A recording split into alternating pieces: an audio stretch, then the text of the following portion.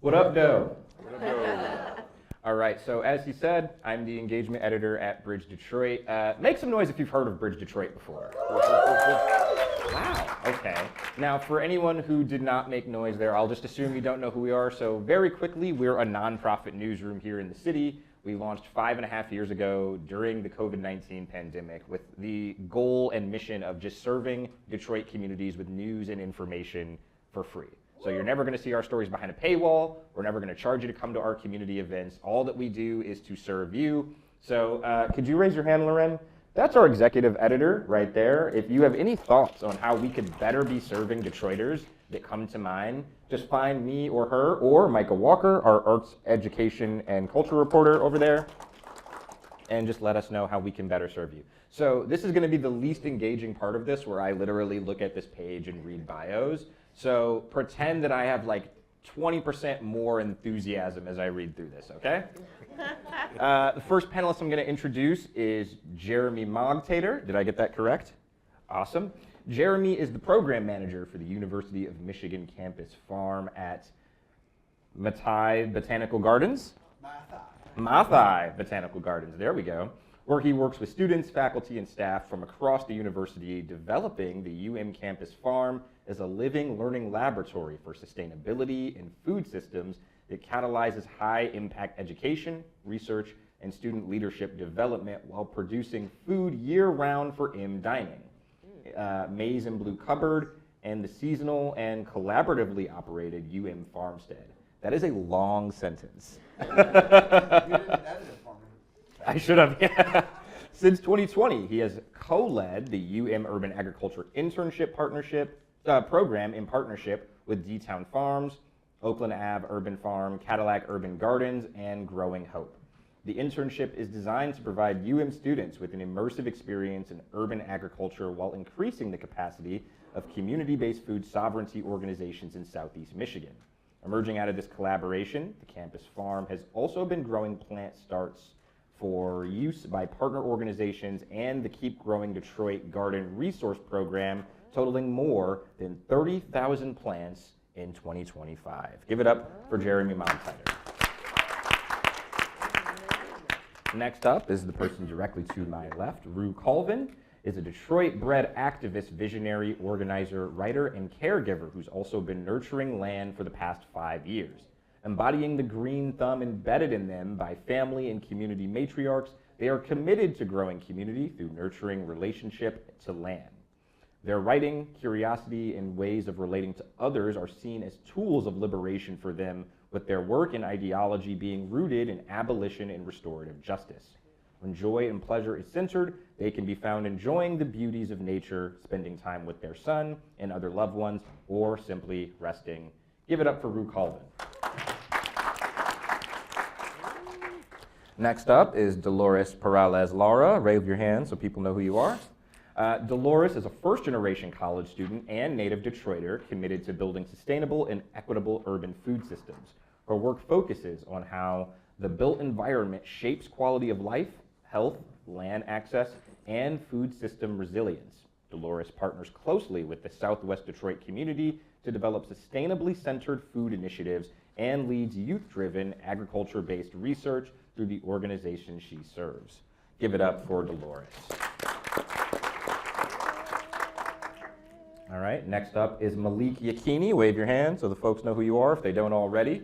Malik is actually, real quick, he was one of the first people I talked to when we started Bridge Detroit, so it's kind of a full circle moment to be on a panel with you. So Malik is the co-founder and former executive director of the Detroit Black Community Food Sovereignty Network.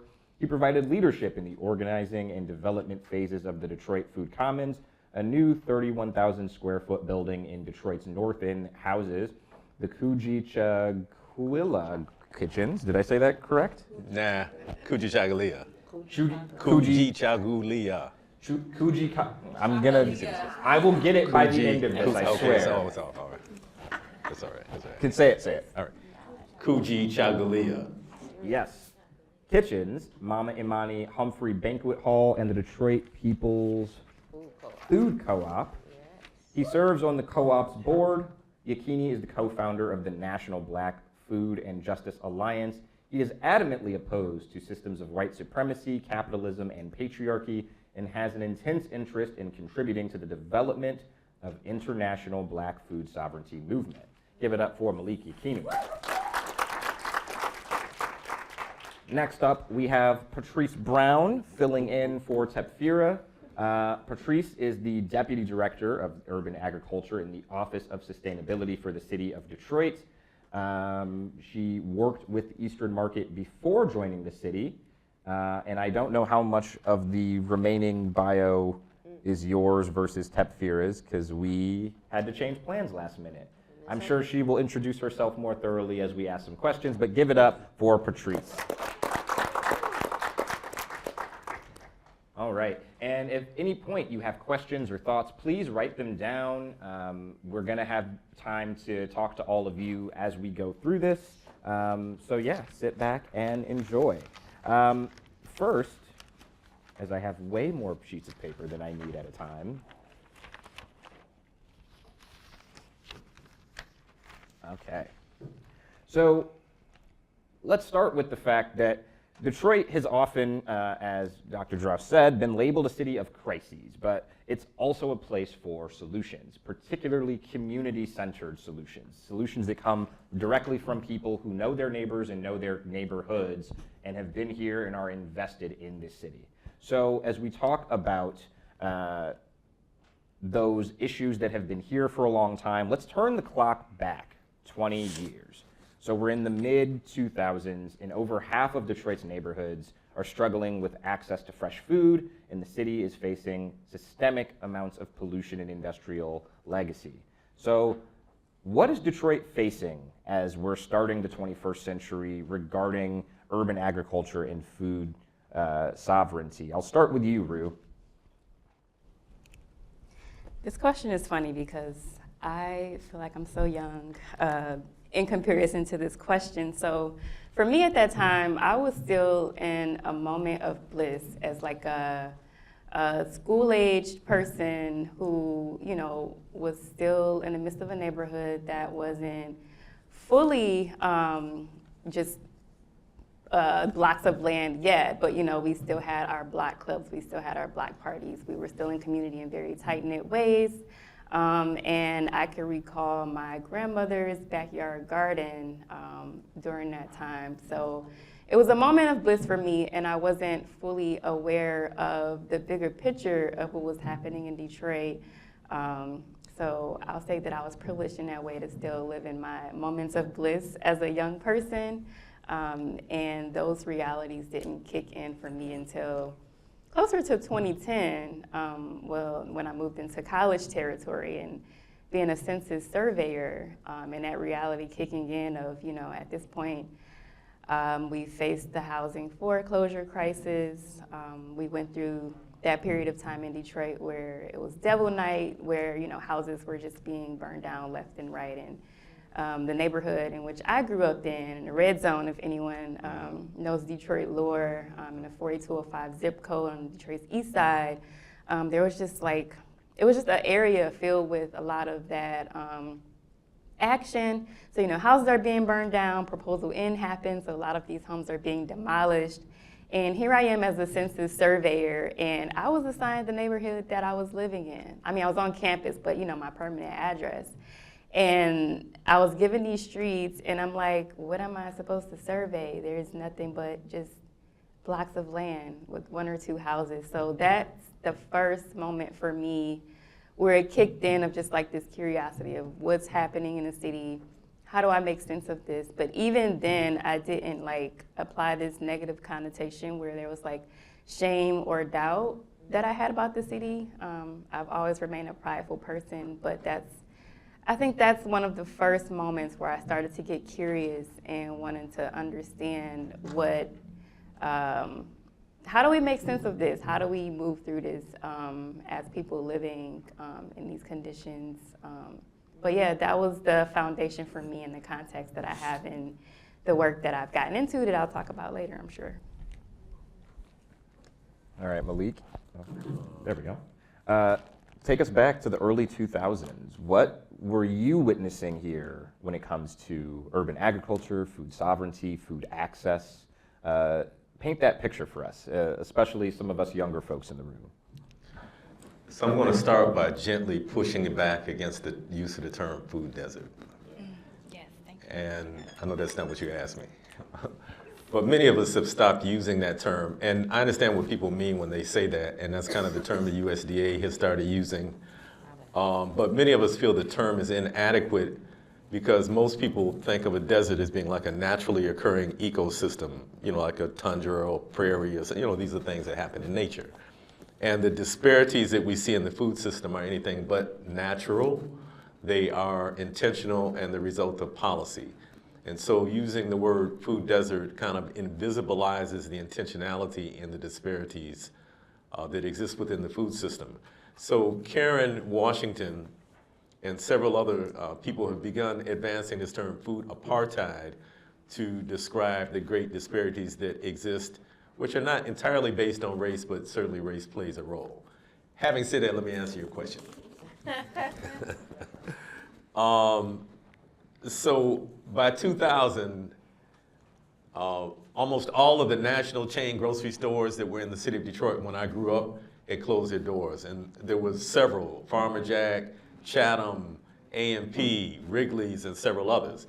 And so in Detroit, the Detroit of my childhood, within a few blocks of your house, you could find a full-service grocery store.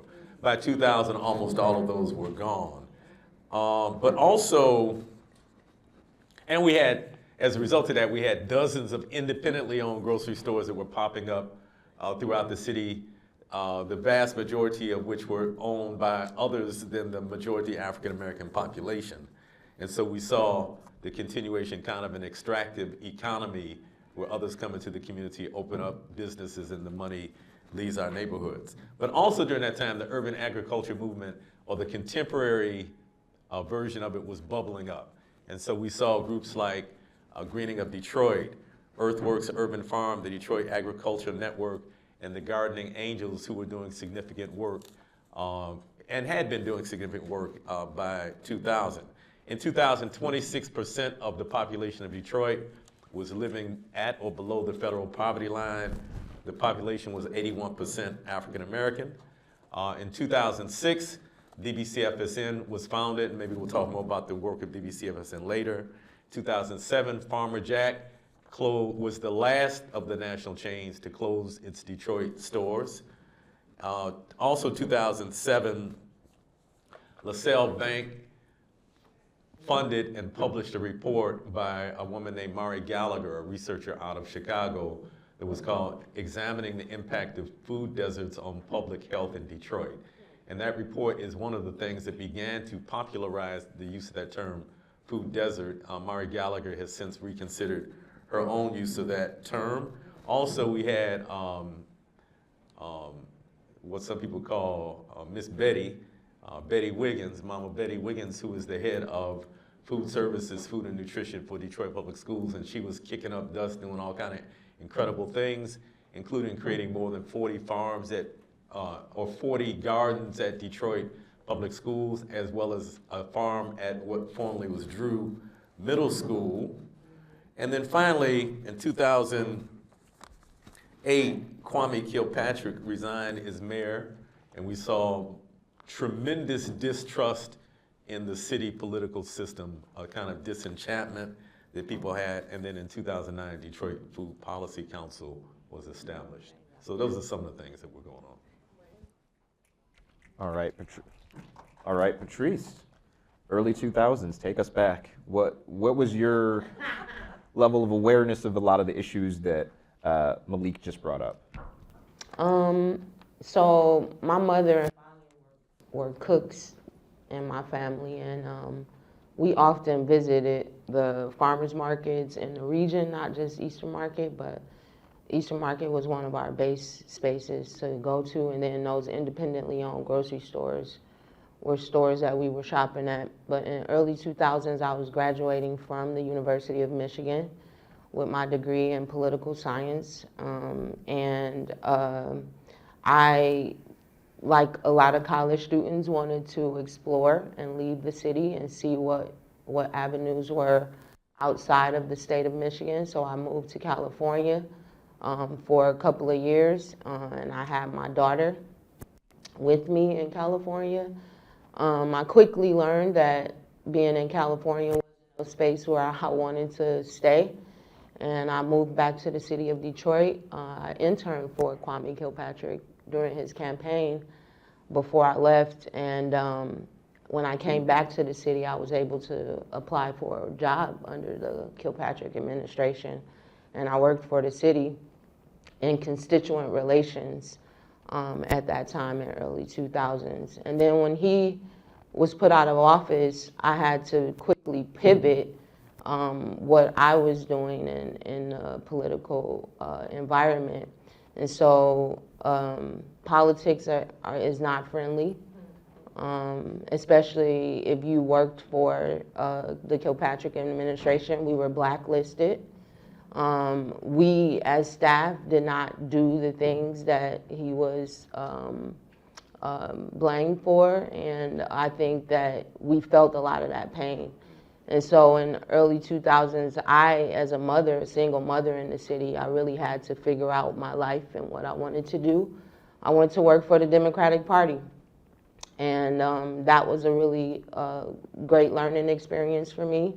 I learned a lot about regional policies around all of the things. Fracking was a big thing in Michigan at that time, and being a part of the Democratic Party staff was a very interesting time in itself. It was just a polarizing time, and so I was really deeply embedded in the politics, but not specifically food. And I didn't find food until 2015.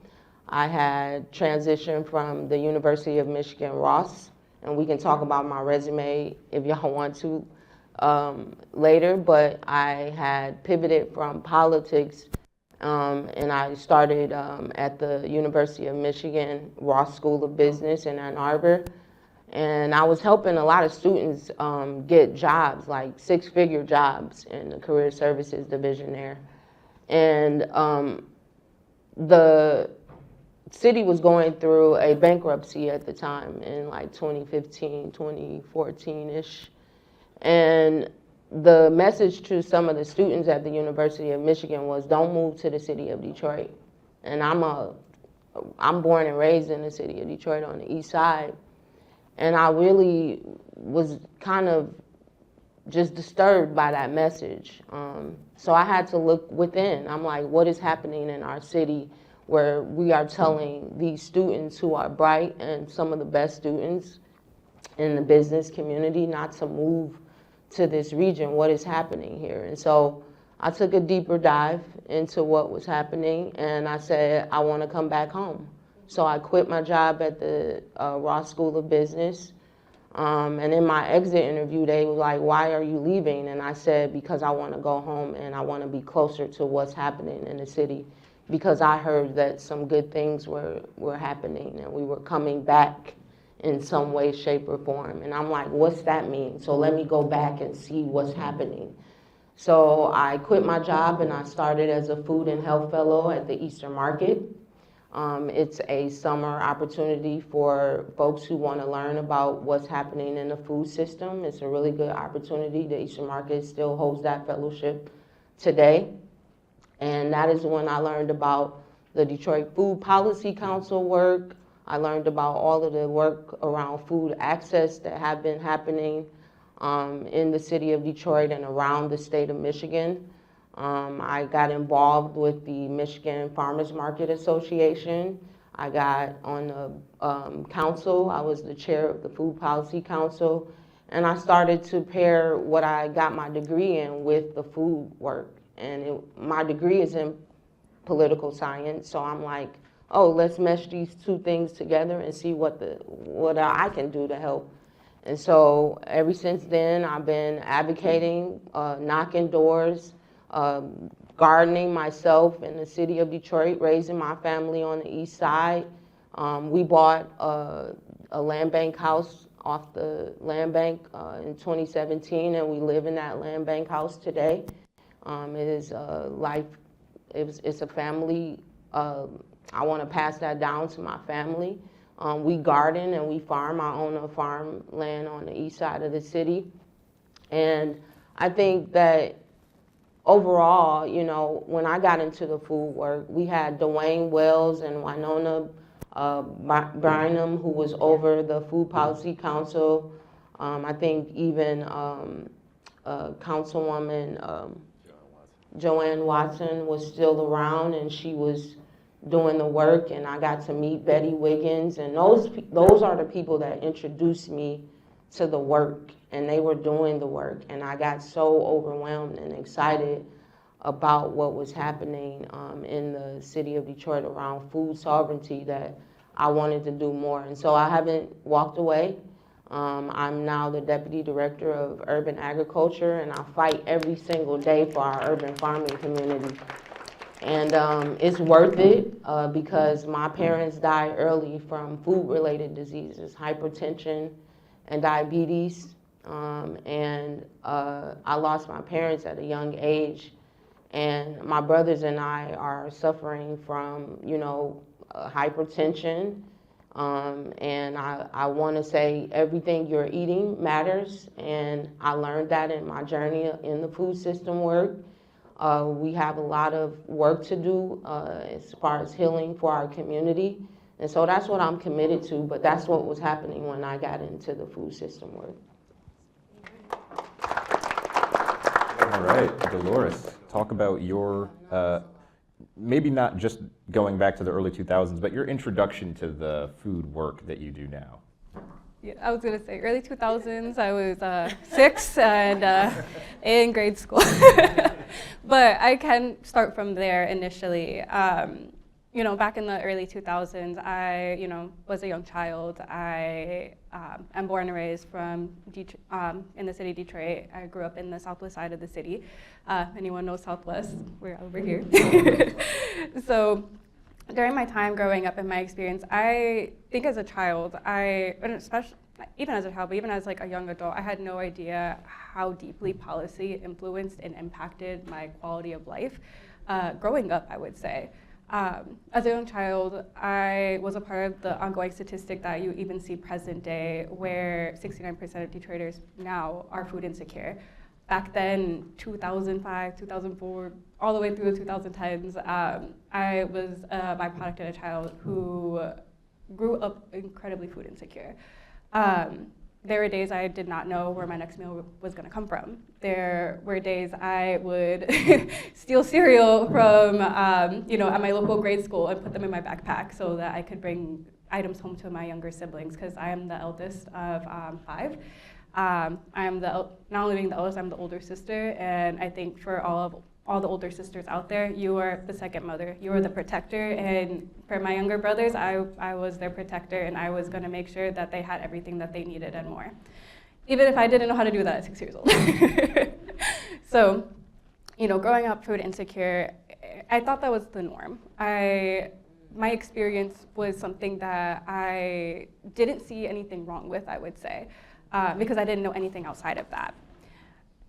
Not until going out into, you know, the suburbs where I, you know, during my time in grade school, middle school, I played sports actively, and I would go to the suburbs, and then I would see the immense amount of access that these kids would have, even from just the concession stands that you would go to, where they would have a plethora of items and things available, and you would see these kids and parents giving us and our families dirty looks because we were from Detroit, and they saw us as other, they saw us as less than, they saw us as, you know, these disenfranchised kids that were coming to play a game and then head home, and they didn't want anything else to do with us. And I think that was really difficult to navigate as a child, not understanding, you know, growing up in Detroit, growing up in a majority minority city, where in Southwest Detroit we're majority Hispanic, and over in Southwest we have a plethora of Hispanic and Black populations within that neighborhood. And growing up in a neighborhood that looked like me, that I felt comfortable in going out into the suburbs and seeing people look at me like I was crazy for even stepping foot into their gymnasium was really hard as a child. And so I say that to say I didn't really know why I was being impacted in these ways, but I thought they were normal. But being in those spaces and becoming uncomfortable made me realize as a young child and a young adult that these things weren't normal. One thing I will say, and linking this back to policy as an adult and researching and learning more about what were the root causes of, my food insecurity as a kid and the inability to have access to the nutritious foods that every child and that I can say I rightfully deserved and didn't have access to, was all built upon the policies that Detroit had and failed to create at the time. Something that was interesting, I would say, is it was illegal to farm and grow your own produce in the city of Detroit up until 2013 when we implemented the urban ag ordinance here in the city of Detroit. And that prevented so many individuals across the city from properly growing and farming where, yes, there was farms happening, yes, there was things growing, yes, there were so many amazing spaces that were trying to empower and grow their communities, but they had to always look over their shoulder.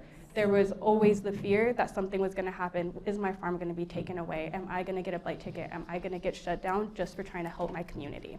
Which was incredibly unfortunate. Something else that I realized as I grew up and kind of ventured off into this space was I'm sure everyone here in the room knows about redlining and the concept of redlining and how that impacted the city of Detroit as well. Where even though for over 50 years redlining is illegal and no longer is practiced in the city or across the nation, its impacts still linger today. Where so many communities that were redlined, including my own, are historically disenfranchised and continue to not receive the resources that they need and the funding that they need to continue to grow and thrive across the city. Because of this, you oftentimes see the lack of local grocery stores, similar to like Malik was saying, so many grocery stores closed down and failed to open back up, causing so many residents to not have access to food that they rightfully deserved. Back in Southwest Detroit, I do want to note that we are one of the mostly densely populated areas here in the city of Detroit, and we do have access to a lot of these items, thankfully, through our local mercados and things of that nature. But something I do want to point out, and I think the panel has beautifully stated, that just because residents have access to a lot of these items does not mean that they're accessible. Just creating grocery stores and spaces for residents to have items doesn't mean that they can actually access those items. Where oftentimes the cost and prices of these items in these mercados and these local moms and pops sometimes are often too high for residents to even afford. When we're looking at a city, even present day, that is very low income and oftentimes have to consistently make those difficult decisions if am I gonna buy a pack of strawberries for my kids that is $6.99 and it's gonna only feed 2 mouths and then it's gonna be gone for the day, or am I gonna buy something in bulk that's less healthy, for example, like a pack of ramen noodles. It's gonna last for 2 weeks. My kids' mouths are fed, and I can at least provide them some type of nutrient to get them through the day. And I think that's something that Detroiters back then and present day consistently had to make those choices, and it was choices that, as an adult, I could say, and looking back to like my own upbringing, is something that my mom had to do consistently. Even though we were a 2-parent house. I say that loosely, a 2-parent household. We hardly had any income coming in, where without I don't think it's called food stamps anymore, but without food stamps, we probably wouldn't have been able to make it through the days. Something interesting too that I wanted to note is I have like vivid memories of walking to a liquor store with my mom. At the time, there was only 4 of us, with me and my 3 younger brothers. Our younger sister was not in the picture at this time yet. She was not born. But I remember walking to the liquor store with my mom. At that time, we had left Southwest and we moved to the Corktown area for just a couple of years because we were able to get an affordable housing unit there. It was a condo and had rent control just because we had nowhere else to go. So we ended up in Corktown. And lived in a rent-controlled area that allowed us to, live at a reduced rate because that's all my parents could afford. So I remember walking to this liquor store and we picked up just the essentials, bread, milk, eggs, and that's all we could get. And walking back to that complex hand in hand with my mom having these 3 little kids. I think I was probably not even 7 or 8 at the time. All these kids walking because she didn't have access to a vehicle either. And I think that's something that's always stuck to me, and I don't think she realized the impact that that had of going to the store, getting the essentials and leaving, but also recognizing that it was a liquor store. It wasn't a grocery store. It wasn't a space that was meant to have your fresh produce. And that's all we had access to, and that's all we could afford. And it's really sad to note that even present day, so many individuals are getting their items from these liquor stores and gas stations where I know there was a study done from the Food Policy Council, and I know they are consistently working to update their data, but back from their 2022 study, I believe, with their State of Food and Security survey that they do, 40% of WIC eligible stores across the city of Detroit were gas stations and liquor stores. Which is shameful. I will say that is shameful to see that. So I think in a space where we try to aim to have fresh produce, culturally relevant produce, access to the foods that communities deserve, the access that we have is still not enough. And yes, it is important to meet people where they are, and yes, maybe the gas station or the liquor store is the only space that they can go to, but I think that also serves as a sign that we need to do better, and there needs to be change so that there isn't another mom present day that has to go through what my mom had to go through, walking a mile to go to this liquor store, going and getting only a couple of items to bring home and have it not last with the kids that she has at home. So I know that was a mouthful, but how did that even lead me to where I am today? And that was just, where I was in my lived experience in the early 2000s. I think because of all of that, it really launched my curiosity as to why was it okay that we were treated this way? Why did other people have access to things that we didn't have access to? And I don't think my brain really started kind of moving in that direction until 2013 when I was early on in high school. That's when I actually got involved with Kyle Eckerman Gardens as a volunteer. And it was the first time I really ever gardened, which was a very interesting experience. I remember going as a volunteer, just volunteering during their, it was like their planting day. And I didn't realize at the time that they opened in 2012, so it was only like their second year growing ever. So a lot of this stuff was very experimental, very like, let's just go with the flow. We can see what happens. Let's just get people out to see like what's going on and what we're doing. And I remember getting handed like a sack of potatoes and they're like, plant this. And I'm like, I don't know what do I do with this? I don't know how to plant this. And then they're like, oh, we don't either. I think you just throw it in and just figure it out. Because I realized that, and at the time as a teenager, I was like, okay, I guess. And I just went and started planting them and they grew. And it was really interesting to watch over time the little things that I would plant or the little things I would do transformed into amazing, lush, beautiful produce that then landed right back into the community's hands. And I think in that moment, something triggered in my little 15-year-old head and was like, oh, I'm doing something that's important and it's actually helping my community. And then the next layer to it, of them telling me, oh, everything is free actually. We don't charge anything at this space. Community is growing it, community deserves to have it. And I remember taking stuff home, bringing produce home to my mom. Mom's like, where'd you get this? Where did this come from? Where is, like very concerned because she's like, did you like steal this or something? Like, where did you get all this stuff? And I was like, oh, it's the garden that I go and volunteer at. And she's like, you're not at a garden. Because I think a lot of moms are very skeptical that their child is actually going and volunteering and doing good things in the community. She's like, go take your brother with you then. And I was like, okay. So then I took my brother with me. And he's like, oh, this is cool. And he started going and volunteering with me then. And so my brother Christian and I, we were very close in age. We were only 2 years apart. And so she thought we were conspiring with each other, doing something. And she's like, okay, then take your other brother with you. So then we took our younger brother, Nico, who's 2 years apart from Christian, a couple years apart from me. And so we took him, and they were in grade school. And they're like, oh, this is fun. So then my mom had it. She's like, take your youngest brother with you. And they were like little, like in grade school, like maybe like second, third grade. So then we took our youngest brother and it just became a family event, just all the paralysis going, me and my like 3 brothers like going and farming and hanging out and bringing home produce. And my mom's like, what the heck? And so she's like, I'm coming with you now. And so we brought my mom and she was like, oh. And And so she met, the staff there, the people working at the time with Southwest Utah Environmental Vision, and they're like, "You have such lovely children. They are such hard workers, and we love having them on our site." And my mom's like, "Oh, thank you." And then she looked up, she's like, "So thank you, we're really out here." And we're like, "Yeah, Mom, you want to come and help with us?" And so she started helping. And then she fell in love with it and became one of the garden madrinas at Cadillac Urban Gardens at that time, which is a really beautiful full circle moment to see how families, a lot of times I think people think the mom or the parent or are the ones that get involved first and then bring their children.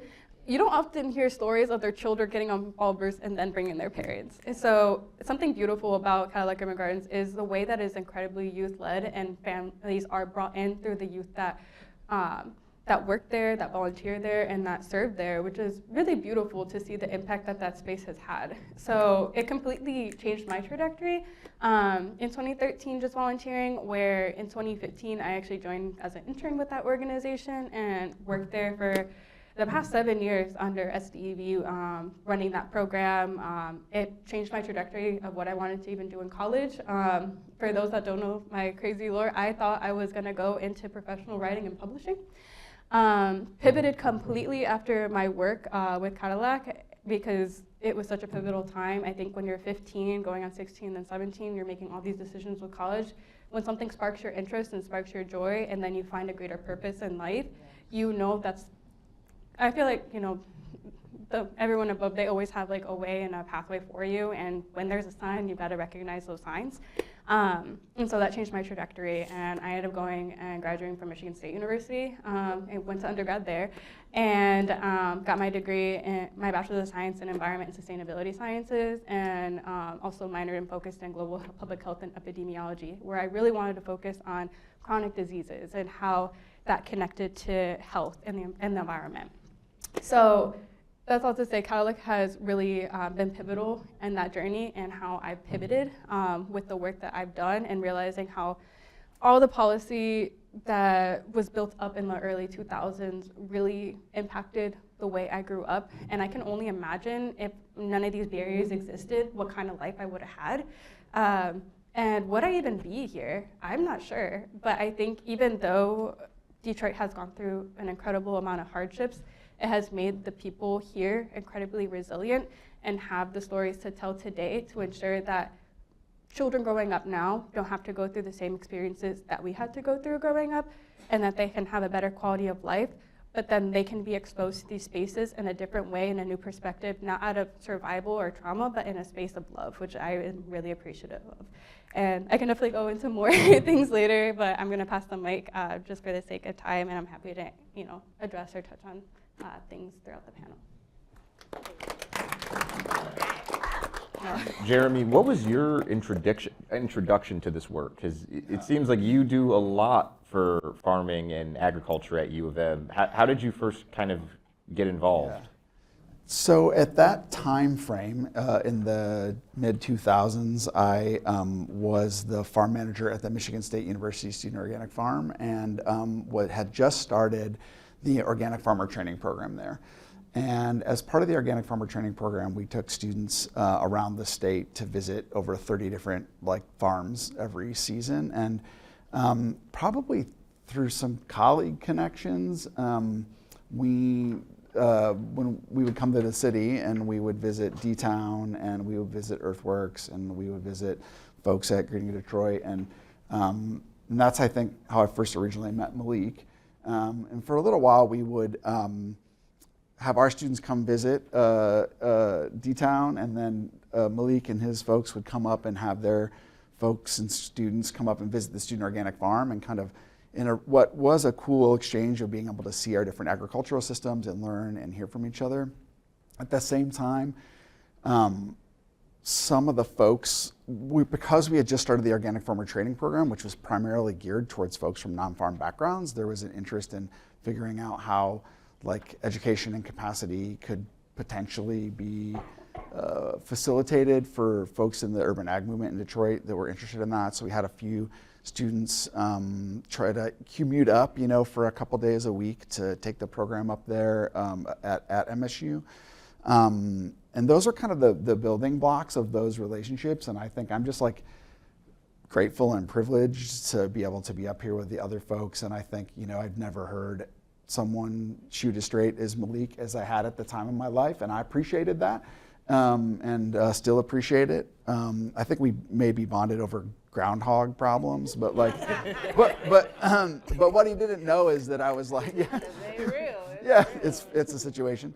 But I think what maybe Malik didn't know at the time was like the way that he spoke to my students, the language he used, and his systems level critique of issues and what it would take to create a different model system that was resilient and empowered and self-empowered, lodged kind of somewhere deep in my brain. And fast forward past my tenure at MSU, I moved to Michigan, or the University of Michigan Student Farm, Campus Farm in 2016, but that program has evolved, and now there's a version of the Organic Farmer Training Program that happens in Detroit with Keep Growing Detroit and other partners, and I just have continued then to work with some of my past students like Akello, who was at KGD, and who I think I originally met maybe through you, Malik,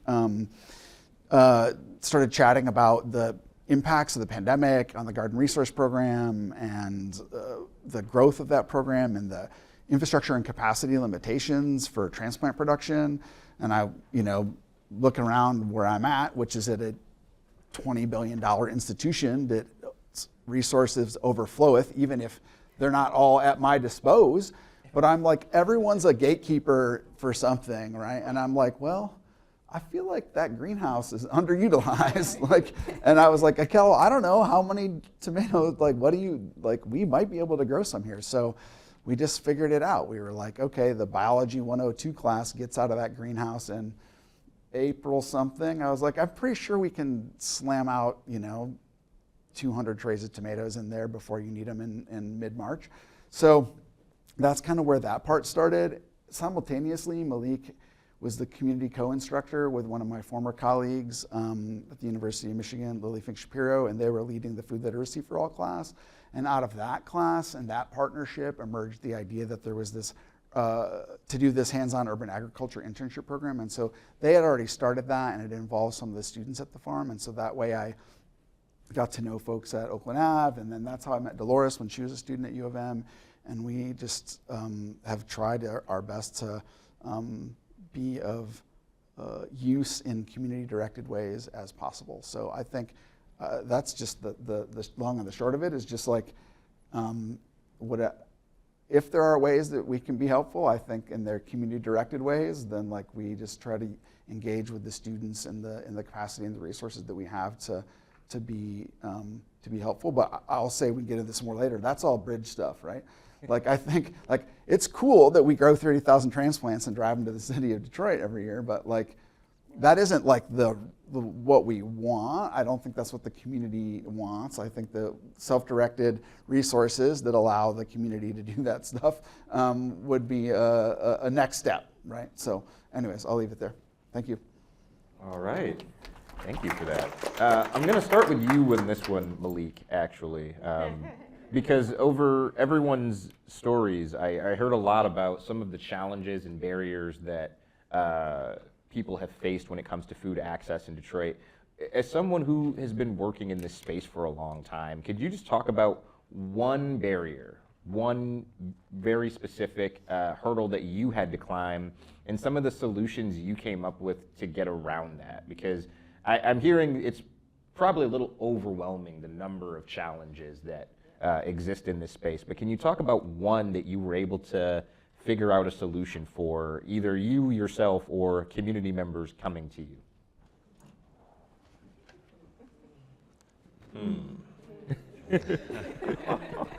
I know, you got to just pick one. So they sent us some questions in advance. So I'm trying to, I used to just show up at panels and just talk off the top of my head, but I said, let me write some things down. So he switched it up a little bit. So what I got on his paper is not exactly addressing what he asked, but I'm gonna try to. So when I think about obstacles, I always think about there's external obstacles and then there's internal obstacles. And so there were a number, I can't narrow it down to one. Let me start by saying that. There were a number of external obstacles that we faced. And Could you name some of them? yes, I'm fit to. But I want to reference what Jeremy said, that he said he appreciated my systems level analysis. So I want to start with that and say that the big obstacles are white supremacy and capitalism. The big obstacles are white supremacy and capitalism. The big obstacles are white supremacy and capitalism. And so those things manifest in specific ways. And one of the things, and I'll try to narrow it down to one thing, is funding, right? So, it takes money to run gardens and farms, and, you got to buy seeds and topsoil and equipment and, compensate people. And so a lot of this, has been supported by philanthropy. And white supremacy is woven into the fabric of philanthropy. And let me say this, I'm not speaking on behalf of DBCFSN. I'm an independent, I'm a member of DBCFSN. I'm not a leader in it anymore, and so this is my personal opinion. I don't want to jeopardize the funding for DBCFSN.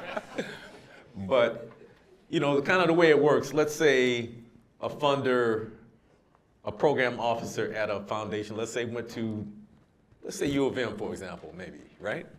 And then they get a job with, XYZ Foundation, I'm not gonna name any. And they become a program officer, and their job is to identify, well, who's doing good work and who should get funding. And what tends to happen is maybe somebody's doing something who also went to U of M. It's like, oh, you went to U of M too? Oh, Professor so-and-so? Oh yeah, I remember I was at that party with you. And so the people who are kind of most familiar and who are in the circle and who speak the same way they speak and who maybe dress the same way they dress and who, they got similar lifestyles, are more likely to get the funding than, somebody who shows up like me in African clothes and dreadlocks, talking about smash white supremacy, So that was one of the barriers.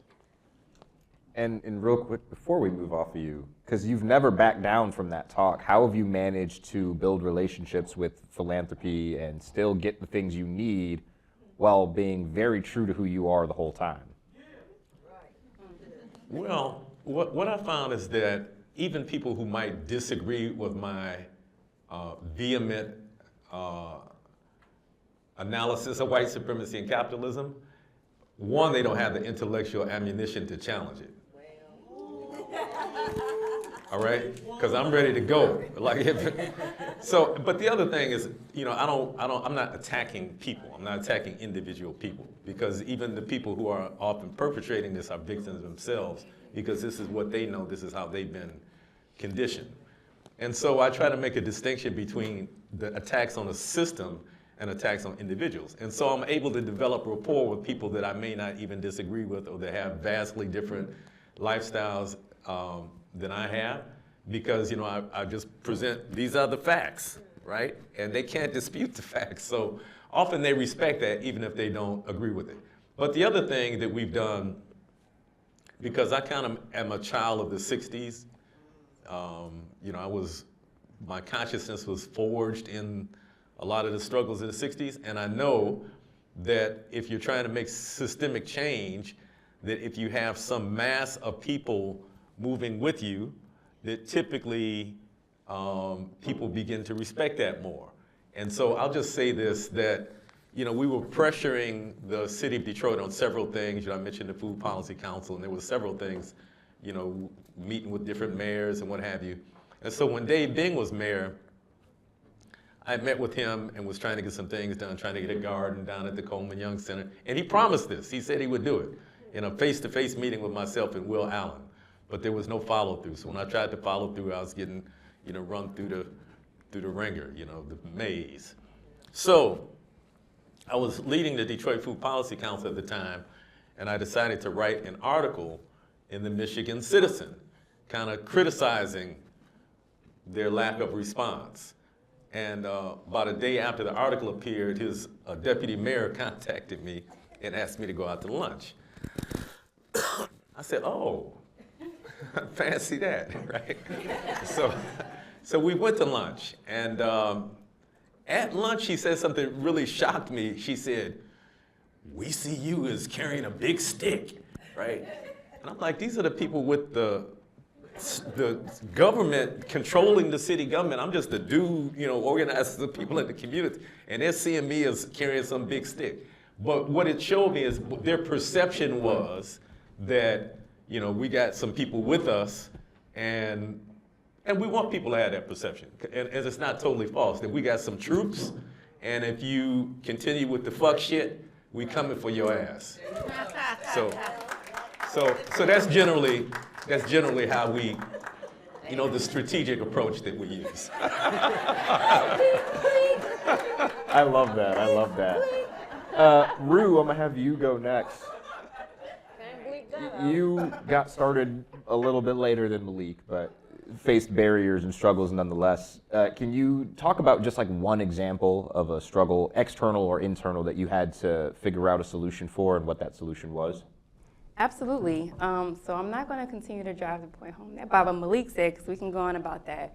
So I'm going to say the opportunity to fuel the curiosity, creativity, or the imagination. So I think about my journey into that, and up until past undergrad, when I got into corporate life, I only had the perspective and understanding of the environment in which I lived in.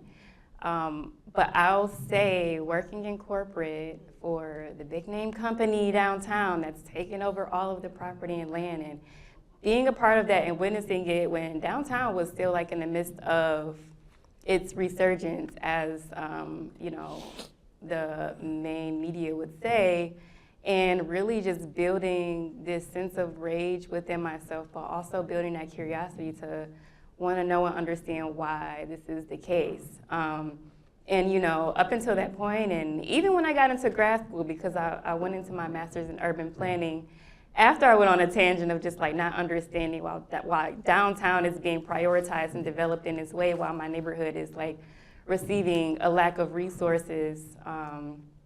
And I appreciate what was raised earlier about the grocery stores in the neighborhood, because we still got to save a lot in my neighborhood. That was what we depended on growing up, and it's still what neighbors depend on. But me having access to different spaces and going through college and traveling more and everything, what my family would call me at the time was bougie for exploring other grocery stores. So, I moved up to Kroger and eventually Trader Joe's and going to Eastern Market to get my produce, and I was bougie for that. But understanding that that's still the general context for the neighborhood, and seeing that, I'm like, why are we receiving a lack of resources here, even within this strategic neighborhood fund that was being thwarted into the city? Our neighborhood was still being not considered. So, when I think about the lack of opportunity to encourage that curiosity into something different, rethinking and recontextualizing, for me, I moved through that through my rage and curiosity and just like that hunger for new spaces. I brought some books that has like been a part of my journey in thinking about that. There's Grace Lee Boggs here with The Next American Revolution. Thank you. And she talks a lot about like how we need to like fuel that imagination and recontextualize our space and our land. And just how we hold each other and ourselves in that curiosity. And it wasn't until 2020 and beyond where I started to gain that understanding and, continuing my journey through that rage and looking for the community spaces that had that sense of belonging and growing. I came across Feed 'em Freedom Growers, and I started to volunteer there, and that was a full circle moment for me, because their space is on Manistee, and that's where my grandmother, my great auntie, and like my first understanding of growing food came from.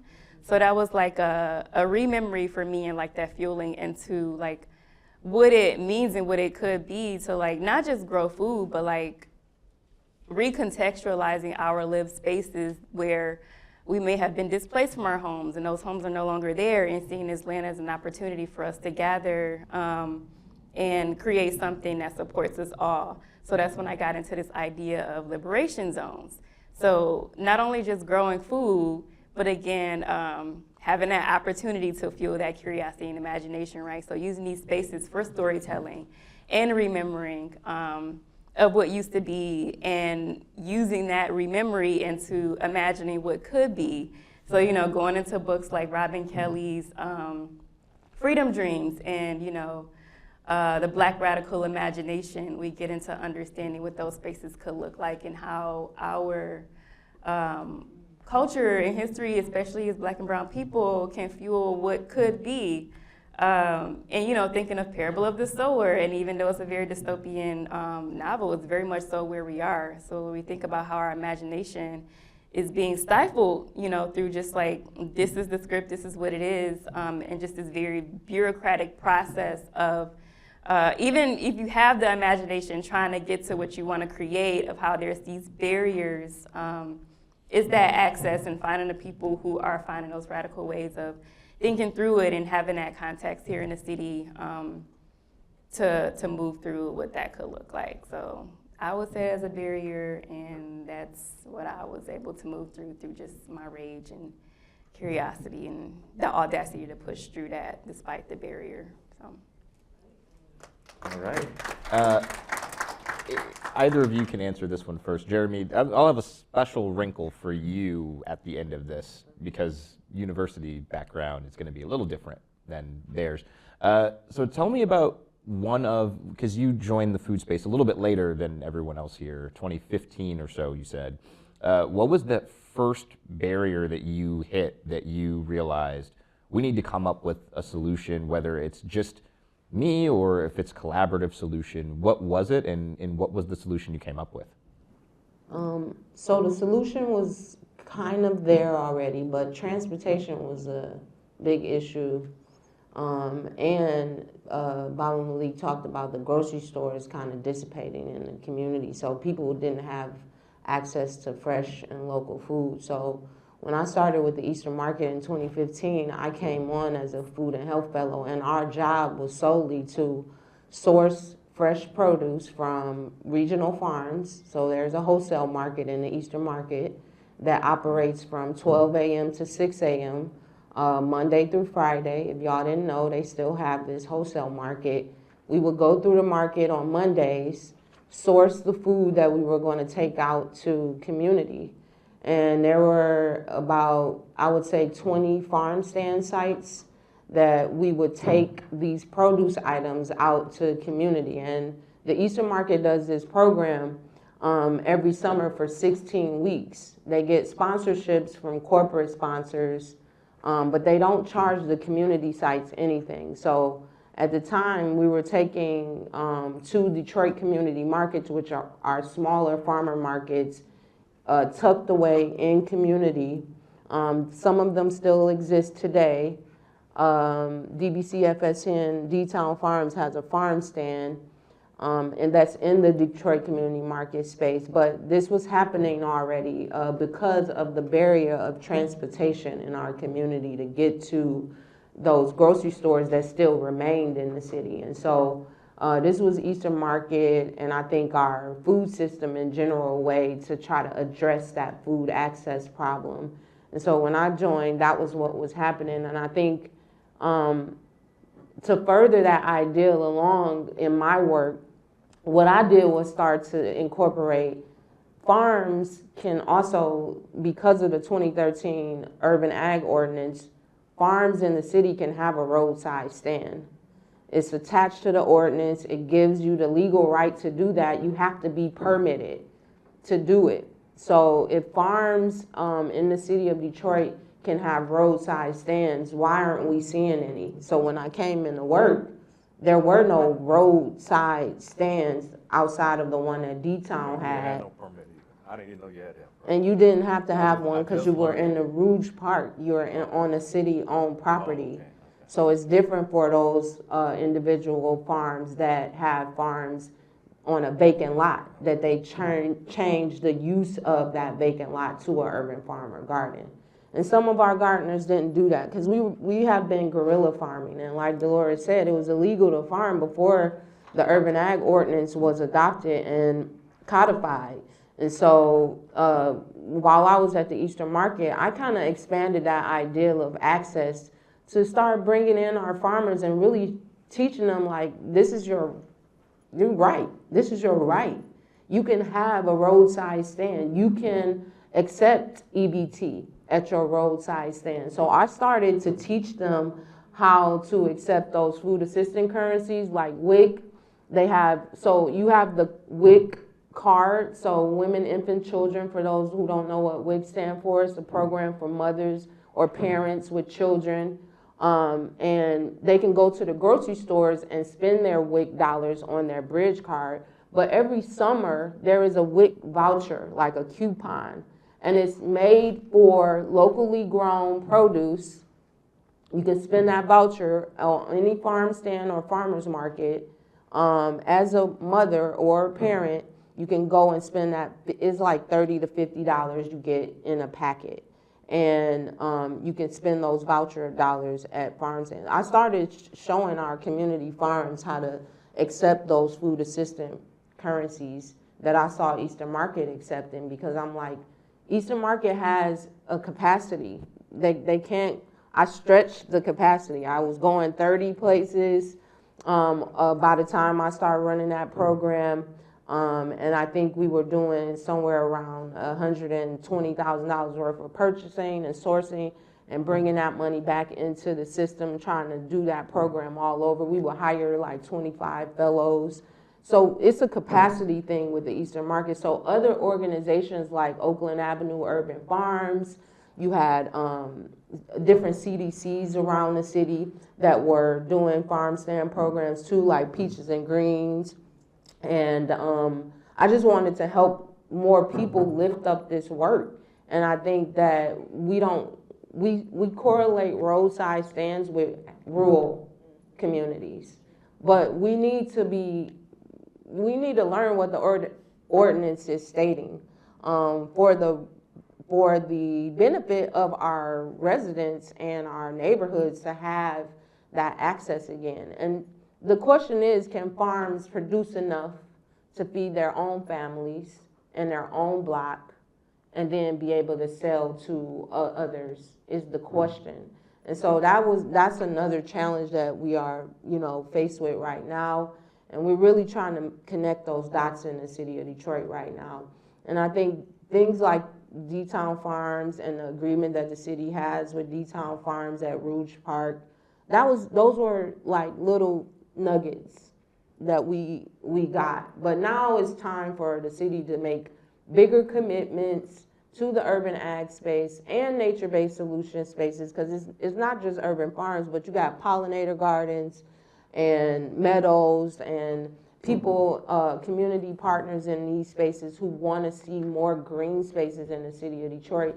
And we are trying to do our best to navigate these ordinances and what BC is saying folks can and cannot do. And so we're working towards that now. But I think I am hopeful about what our farming community can do. And I'm hopeful that there are farms in the city that want to scale up to be in those spaces of production so that they can serve their communities a little bit wider and better.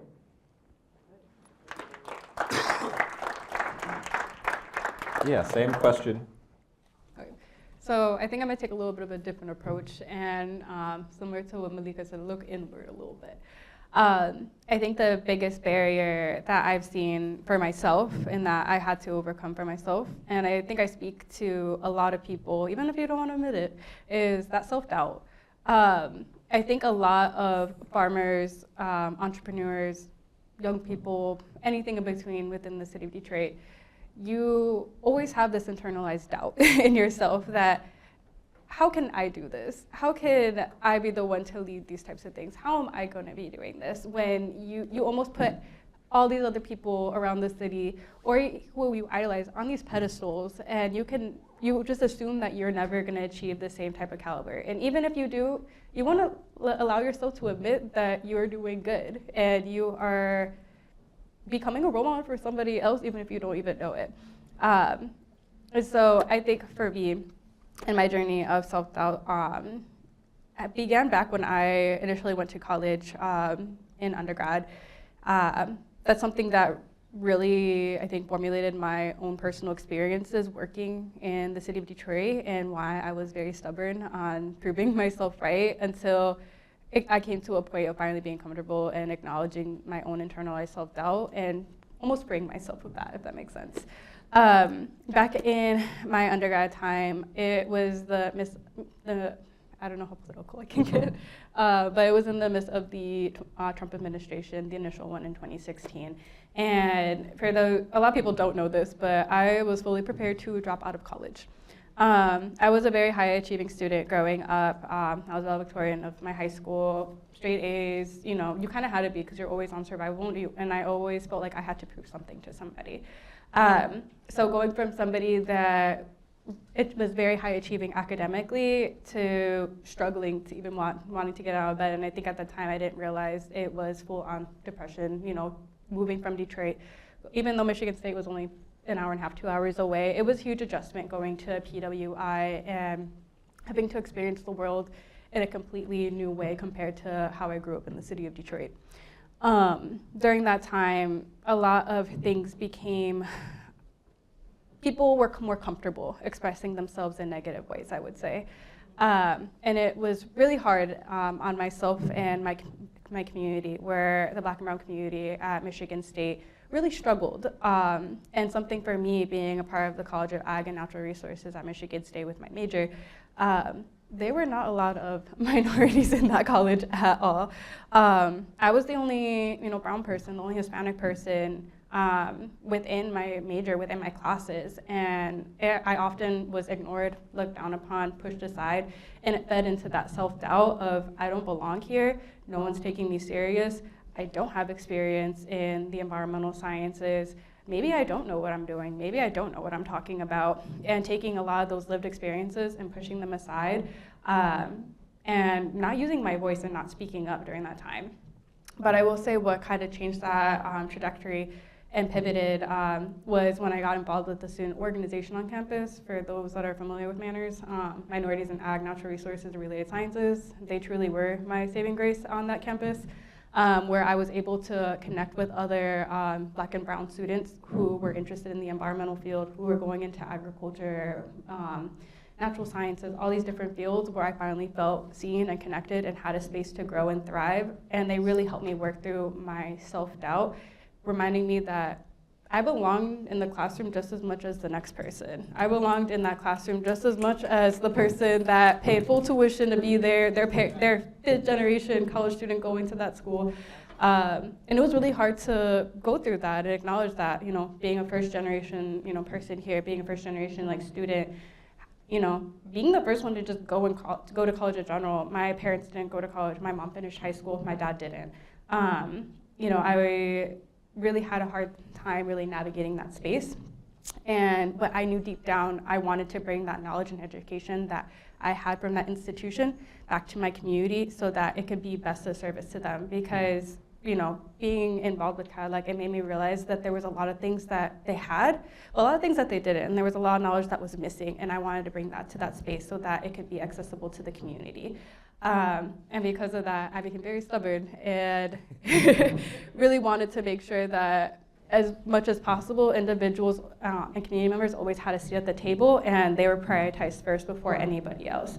That led to me, and I feel to neglect, and Jeremy mentioned, I ended up going to grad school straight out of undergrad, graduated from Michigan State in the spring of 2019, fall of 2019, popped right over to University of Michigan, Ann Arbor, and started a dual master's degree, which was a little crazy to be doing a dual master's degree, but I got into both programs, so there I was, and I wanted to further equip myself with the knowledge and education that I knew, again, I wanted to bring back into my community. When I was at University of Michigan, I earned my Master's of Science in Environment and Sustainability through SEAS, and then my Master's of Urban and Regional Planning through Taubman, where I focused on spatial adaptation planning.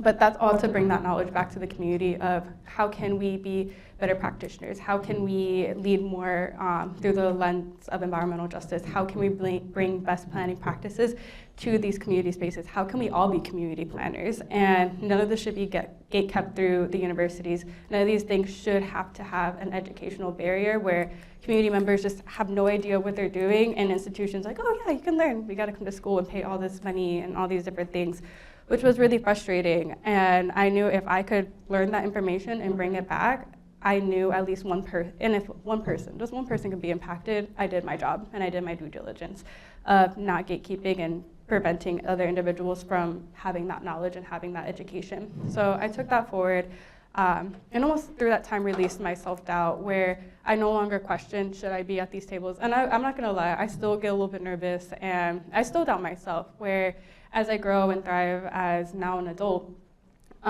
do I belong at these tables? And I think, that upbringing and that time growing up, it does create a lot of, that trauma of, do I belong in these spaces? Have I been reacted to negatively in these spaces? Yes, and I think that allows you to grow as an individual, and it can, and unfortunately can make or break you, but you have to learn to be comfortable with sometimes being uncomfortable, but also letting people know that they're not alone in that situation. So something that I think as the solution of what I wanted to do, and part of releasing that self-doubt, was making sure through the organizations that I service. So now, a really cool thing that I do is I'm one of the co-executive directors at Cadillac Urban Gardens, which is really awesome to be a part of. And I also, so that's my part-time role. And then I work full-time as an urban planner in the city of Detroit as well. So I wear many hats and I'm involved in many different things. And through all these different roles that I serve, I make sure that community always has a seat at the table, and community voices are always being put first, because I'm not an expert. As much as I think university entities and people that go to college, everyone's like, I'm an expert in this, I'm an expert in that. I think what's important is humility and remembering that we are always lifelong learners. We are never experts in our field. And I think it's okay to be like, oh yeah, I know I'm knowledgeable in this space, but no one's ever an expert. People are always learning and people are always growing and thriving. And I think that's an important note to remember when you're bringing in community. Community members are gonna know more than you sometimes, and that's 100% okay, because you wanna learn from them, and that only makes you better as a person, and you're able to do your job in a more productive way when you're taking and centering those voices within those spaces. And then my last note to say, through this work, something that I am very passionate about and that I try to lead through at least my work with Cadillac Urban Gardens and the research and youth development that I do, is making sure Black and Brown youth know that they have a seat at the table and that they are welcome in these fields, in these spaces. I think growing up in Detroit, a lot of times STEM isn't pushed, and if it is pushed, it's only pushed in the lens of engineering, unfortunately. No hate to the engineers, a lot of my close friends are engineers. But a lot of the other elements of STEM tend to be neglected, and environmental science, that is fully neglected within the STEM realm, unfortunately, where a lot of individuals don't acknowledge environmental science, natural science, like all these different things as a part of the STEM aspect. And then when youth are interested and then they go into those spaces, they may face similar circumstances and backgrounds to me, where they're the only person of color in those rooms sometimes. And I think it's important to know that even though that may happen and that may occur, they have an army behind them, and that they're no longer alone, and these are pathways for them to go into. And yes, my journey started with Cadillac and just kind of learning organically through those spaces. I think in hindsight, I wish I would have had structured programming to really allow me to learn more about the space, and also have a mentor or see someone that looked like me or grew up in Detroit or something along those lines that also went through a similar journey, so at least I knew as a kid, oh, there's someone that kind of went through this, and I'll be okay. And so even though I didn't have that when I initially started my journey, I think being able to be that person now for those students, and then those students now being that for other students, it's a really beautiful thing to see. Like originally, like I always called them my babies, but seeing like all my babies growing up and being like 13, 14-year-olds now being in their early 20s, 21, 22, 23, and seeing how now they have their own students, their own like 13, 13-year-olds that they're mentoring, and seeing how the journey didn't end with me and end with somebody else. It's continuing, and now it's going with somebody else, and now those same people are mentoring somebody else. And it's a part of that succession of passing the baton and passing that leadership, where one day I won't be here. One day I'm not going to be in these spaces, but you don't want to leave with all that knowledge. You want to make sure everything is passed on and more, because someone is going to absorb that knowledge and then they're going to know more. And then they're going to pass that on, and then they're going to know more. So no matter what, one person isn't going to be the end-all, be-all, the epitome of all this knowledge and expertise in the space. If you are being a good leader and relinquishing that doubt, you are always passing on that knowledge and information so that someone can grow up and be better and learn more and pass even more knowledge out into their community. So, real quick, I love that you talked about defeating imposter syndrome, because it's something that I've had to defeat myself. So I love that you figured out how to get around that. And Jeremy, you know, from a university perspective, you probably get a lot of solutions from community members. You mentioned Malik teaching you a lot. Can you highlight maybe one thing that you learned from community members that you were able to take back to the university or back to the institutions you've worked for? And how was it received? How did you kind of convince them that the community knows best? Tell us about that.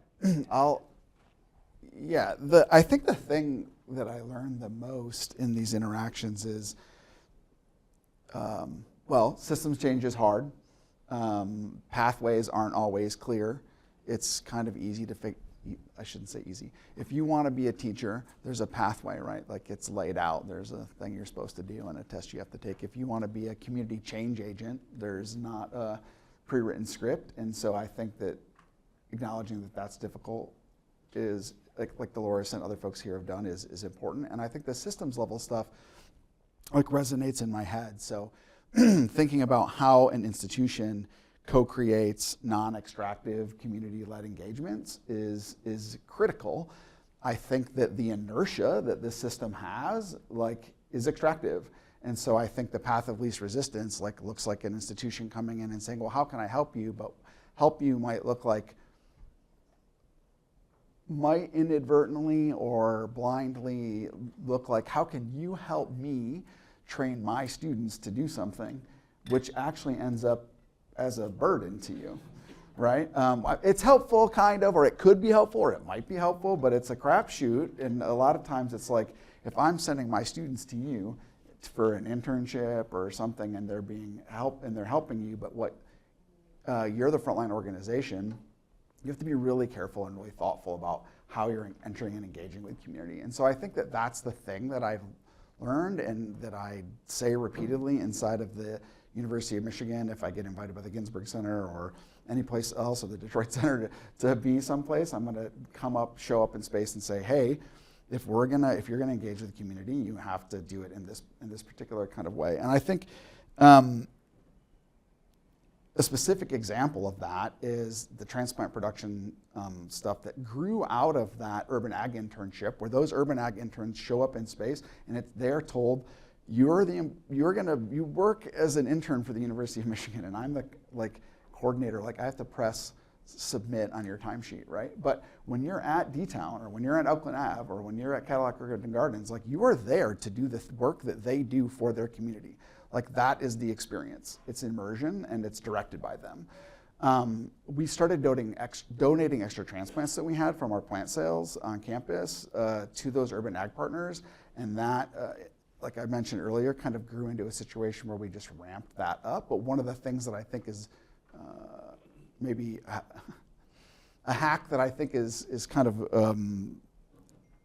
the answer to your question is that last year when we were doing that, and there was a desire to increase the capacity and impact of that program, and the farm through the Campus Farm Club and the student the kind of volunteer engagement resources had kind of maxed out what our capacity was to grow more plants. We decided, and I decided, I guess, to start teaching a transplant production course, like a service learning course, right? So now it's you're gonna learn how to grow transplants at the University of Michigan, but we're gonna grow them for all these organizations. And we went and visited KGD and saw their site for the distribution and stuff there. So I think it's just being creative about ways that you make sure that you're supporting and leading communities. So that's what I think the message is. It's a systems level answer. That example I gave you is just a specific example of the way that manifested in space that I'm in. But I think knowing how to put the community at the driver's seat of those interactions is the thing that any institution has to do if it wants to work with the community. in the right way, with right relations. Hold on to that mic real quick, Okay. because we have a new mayor incoming, if you did not know. We're going to have a new mayoral administration for the first time in 12 years. We got a couple new people on city council. If you could tell them anything about what they need to be thinking about and what they could be doing to help with the work that you do specifically, what would you want to tell them? Well, I think what I would tell them is I have had the incredible peripheral opportunity to see humans over the timeline that you started this conversation with, of articulate a vision for a food sovereign, self-empowered Detroit and take incredible action steps to manifest those things for real. Those things have happened. There is a food policy council, there's an urban ag ordinance, there's a food co-op. Like, those are not things that happened happenstantially. They happened because community members in Detroit did work. So I would say to the mayor's office, you have an incredible reservoir of incredibly intelligent, incredibly gifted, and people who earned the respect that they have earned by it's easy sometimes to have a vision, and executing on that is very, very difficult. And I just think all the props to everyone who here in this city and on this panel and other places who have done that incredible work. So I'd say, talk to them. All right. Same question. So I have to give a quick disclaimer that I actually work for the city of Detroit.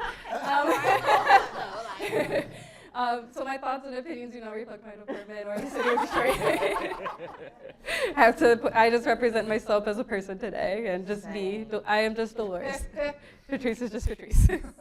Okay. So I think I'll preface this with a note that I just want to give a lot of individuals their flowers for the hard work and dedication that has already occurred within the city of Detroit, with the work that has been accomplished with the development of the urban ag ordinance, and even with the work it was passed in 2024 with the animal keeping ordinance, but the decades worth of work that it took to even get that passed, where I know initially the conversation started happening around 2005 to get this ordinance up and going.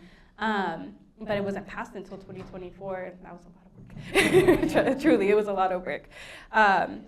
And so I do want to preference and give those individuals their flowers and the amount of work and dedication that it took to get such heavy lifting ordinance out into the world. And I will say, no ordinance is perfect. No policy is perfect. But if there is a step in the right direction to ensure that Detroiters can begin to have a more food sovereign, neighborhood, more food sovereign society within this community, I think any step in that direction is a good step. I think I will just say, again, with that caveat that I had noted earlier, is Detroit is working hard on urban agriculture. Patrice is, working really hard on a lot of the initiatives that she is doing with the Office of Sustainability, and there's so much happening in the city, and I think just the only thing that I could know or would want to see is more pressure and more initiatives occurring that support food systems and food agriculture, whether that be within the direct environmental sphere or more within the urban ag sphere. I think more environmental policy is needed to ensure that there's proper protections here in the city of Detroit, and I know those are all things that conversations are happening, things are being worked on, ideas are forming, but I think ideas come from community themselves, and community bringing their thoughts, their opinions, and their concerns out to their representatives. So being open and honest with your mayor, being open and honest with your council member, being open and honest with the dons, and just informing them of what you want to see in your neighbor and your community, so that the city can, adjust and act appropriately, so that things can begin, even the process can even begin to be developed. All right. Yeah, let's say you're sitting in Mayor-elect Sheffield's office, and she's like, Patrice, what do I need to be doing to make this system better for people, increase food access? What are you going to tell her? I still work for Mike Duggan. Well, I serve the city of Detroit, let me be clear. Thank you. Well, I serve you guys, if y'all live in the city. I don't know if everybody here live in the city, but I serve the residents of the city of Detroit currently as the Deputy Director of Urban Agriculture. I'm out of the Mayor's office in the Office of Sustainability. And one of the things that we have been saying, and I would say to the Mayor-elect, is that when we came to the table and Mike Duggan said, what do you want? Because at that time, a couple years ago, this was in 2023, he came to the farming community and the Easter market, and he wanted to meet with farms, and we brought the farms in, and he asked us what we wanted. We wanted a director and a direct representation of urban ag in the administration. We needed that liaison. We still do. We need us. We need Tafira and I there. We need more people there too. We need a team. Because this work is citywide. 2 or 3 people, we have Tafira, myself, and an intern focusing on all of the city right now. So we need a team that really speaks to helping address all of the things that urban ag is facing right now in the city. We're facing a lot. And one of the challenges that they brought to us before we joined this administration, the department heads, we got a chance to meet with them, and they said that urban ag is not in the master plan. And I was like, what?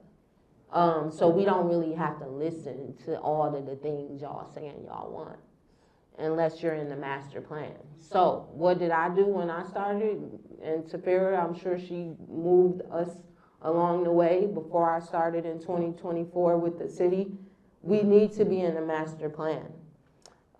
Nature-based solutions, urban agriculture needs to be named out in the master plan so that they can't use those arguments against us that we don't exist there. So I would say to all of the residents, y'all need, like Dolores said, to lift up your voices. If you like composting, you need to say that to your administrators because they're fighting us on that. They don't really know composting. They don't understand it. They don't have a system in place for it. We need to build out those systems in place for the activities and the initiatives that we want to see in urban ag. So master planning is one of the things. Y'all gonna have a series of different discussions around economic development. Well, how does urban ag relate to economic development? Oakland Avenue Urban Farms is not just the urban farm. Ms. Jerry and her team, they've made farming look like a beautiful oasis of a neighborhood. They've changed the way that that neighborhood in the North End looks. And what has happened is she's not only farming, she's developed 3 or 4 houses over there. She's managed buildings. They've had to go through permitting for those community houses that they are managing on their farm. They've had to get special land use hearings and go through processes in the Building Safety and Engineering Division. We've had to work with the land bank to do things. So we need to do our due diligence as the city of Detroit and bring these ideas to the forefront and know that, and I know Mama Catherine Underwood, she did a lot of the work for us in the urban ag ordinance space and just in urban ag in general. And one of the things that I hear her say a lot is that urban ag is not the highest and best use. These are legal languages, y'all. Urban agriculture can be a highest and best use if the leadership from above makes that a priority. We have to do that. It needs to be a highest and best use. How do we do that?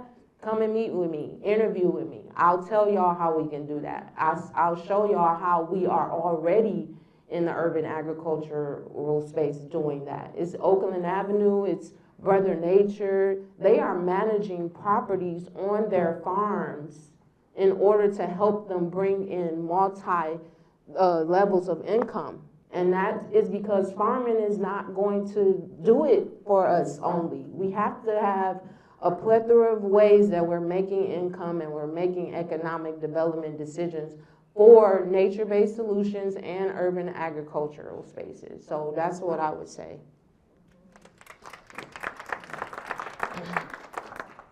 Sorry, you have to follow up that answer. The good thing about it is I don't work for Duggan, so I don't have to even think about what I'm getting ready to say.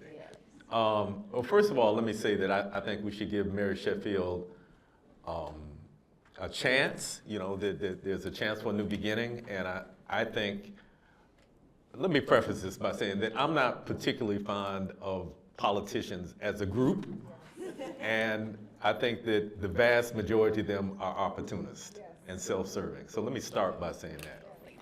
Secondly, I think we should give Mary Sheffield a chance, and that I think that overall she has stood on the right side of issues to help the community, and I'm not endorsing her, I'm just saying this is how I see it. And that we should, you know, I know she has a planning team that's meeting with community folks and trying to see what community concerns are. So, I don't want to like condemn her administration. I want to kind of support that and see where it goes. But as was the case with Barack Obama, just because we got somebody elected, we can't sit down.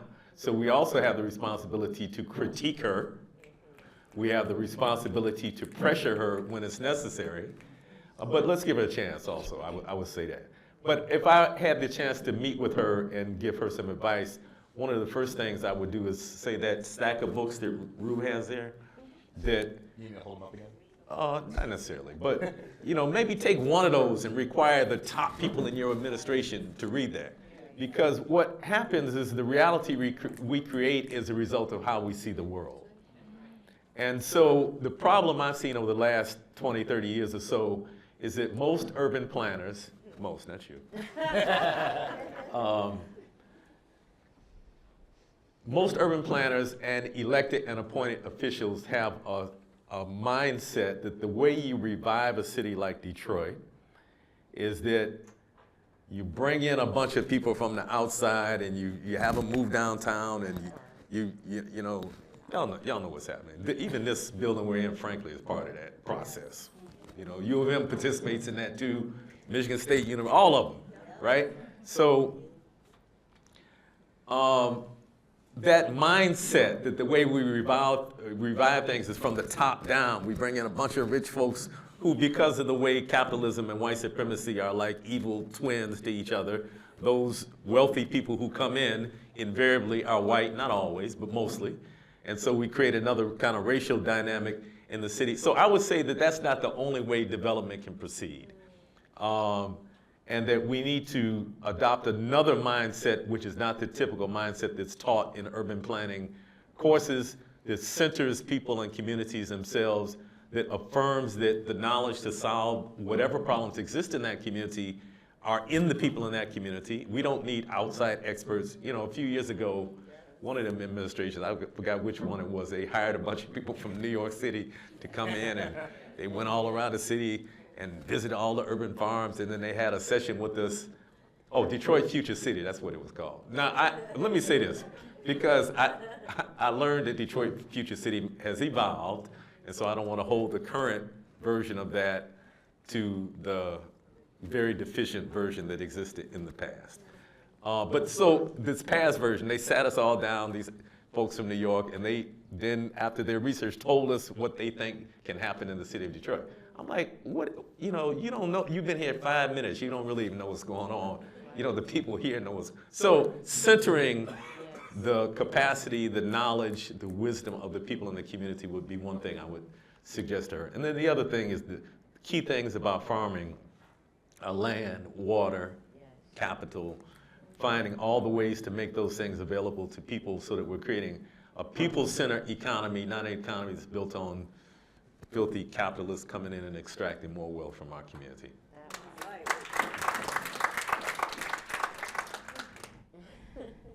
So I want to respond to everything you all have said because I'm like, yes, this is what I would touch on. But I also want to respond to the question. So I'm going to try to bring all my thoughts together. A big piece of what I would say is important for Sheffield and her administration to really embrace is a sense of interdependence. So thinking about that within the departments, what I have known and have witnessed about the city is that departments can be very insular, very individualized, and just very little collaboration, which is why when we have situations which you spoke on, Patrice, and what I have witnessed, departments like BC not understanding what a pollinator habitat is and giving out blight tickets for building safety, engineering, environmental, it's in the acronym, right? But the lack of understanding across departments, and again, giving Sheffield a chance and seeing that some of the leaders who have been appointed already are in the community, but again, thinking about that self-serving piece. It can be very easy to get into a position and become self-serving and have your own goals and mission in mind. So I want to commend people like Patrice and Dolores here who already are rooted in the community, and Safira, who are rooted in the community and have that understanding and bringing that influence of that interdependence into those city positions. But we need more of that, so I'm hoping that this administration can embrace that. Something that I hold true to my work, which I didn't articulate a whole lot about. I'm not a long-winded person, y'all, but I didn't articulate a lot about how my practice of what I do in urban agriculture and largely around just like community gathering and like this understanding of just seeing it as a political act and not necessarily in a binary way of like Democrat versus Republican, but just like understanding the complexities of who we are as humans, and just the multifacetedness of that, and just taking the opportunity in space to understand each other, to then further understand what our needs are and what we can contribute to each other. City administration needs to embrace that. I will go a step beyond reading the books by Malik, and like they need to do what those New Yorkers did without inserting their opinions of what needs to be done, but like truly visiting the spaces who are seeing and doing things in these visionary ways and who already have the answers, but not necessarily having the resources. Again, thinking about the lack of opportunity to fuel that imagination, them coming to the spaces, not just coming to the spaces, but noticing the larger environment of like what are the lack of the grocery stores or food options. How are people getting around the neighborhood and like really taking note of that to understand how they could take that perspective and what solutions are being offered by the people who are living this daily to understand how they could put their heads together to use their privilege and power to move things forward. So I would say interdependence, less hierarchy, and seeing how us from the residential level and needing to influence and push and pressure them into action that is more aligned with the city of Detroit, and using their privilege within that to see among their departments how they need to carry forward that act as well. It goes across the board from the neighbors up into administration. So I would say interdependence is what I would like to see embraced. All right, we're just about at time, but I wanted to give each of the panelists just one final, if we have time. We got time, Lanita? Just one final thing? So I'm gonna give you 10 seconds, all right? 10, can everyone follow that? 10 seconds for all the people in the room. We're in a room full of people that want to change their communities, are already invested in community, and want to make Detroit the best place it can be. In 10 seconds, how can they get started with that today? I'll start with you, Rue. Get curious. If you're in Detroit, it's really easy to find a farmer garden that's near you. If you need help with that, Keep Growing Detroit or the Detroit Black Farmer Land Fund has maps on their website to find that. If you are not in the city and you are privileged in coming into the space to learn more, again, be curious, ask questions, state where you're coming from, perspective-wise, and like why you are curious in this space, and go from there. Support Detroit People's Food Co-op, shop there regularly, shop there weekly, become a member owner, support local Detroit farms, particularly those that are run by black folks and brown folks, but support all local farms, prioritize those of black and brown folks because of the central role that racism plays in shaping our relationships. Follow us on Instagram, Office of Sustainability, because we share a lot of information that everybody just mentioned. But don't forget to participate in your council meetings and the city meetings. Y'all have to, we can only take so much to these leaders inside the city. We gotta hear from y'all. Y'all sitting in the audience, y'all Detroiters, start showing up, good or bad. I don't really have a preference of what y'all bring, but if you wanna see more of the work, if you want to see solutions, show up at these meetings, tell them what you wanna see so that we can be your advocate and take it the rest of the way. I'll be quick. Buy local, shop local, get all your items from local farmers if you possibly can. Donate your time, your energy, your efforts, your expertise to local organizations, to these farms, these gardens, these nonprofits. You don't got time, donate your money. If you don't have money, which a lot of people don't, again, you utilize your social media, utilize your social capital, spread the word, let people know and have people be informed about the organizations that are around you and the good work that they're doing. People don't realize a simple like, a share, a repost on Instagram can go miles, where someone who had no idea about a resource now has access to that resource and they're sharing that resource with other people. So I think those biggest things, purchase and buy local, donate your time, donate your money if you have the money, and if you can't do either, continue to promote and share resources for those organizations that are around you. That's hard to follow. I would just say, yeah, connect and participate. The world that we live in was and is constructed by humans, and so many things that feel like your existence was created by the default reality that you see are consequences of human choices. And we are humans, and we're the humans here. And this is us. This is our space. This is your space. Like participate, engage, connect, make it happen.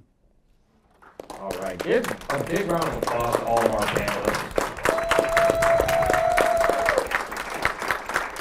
And a round of applause for yourselves for being here and listening to these awesome people.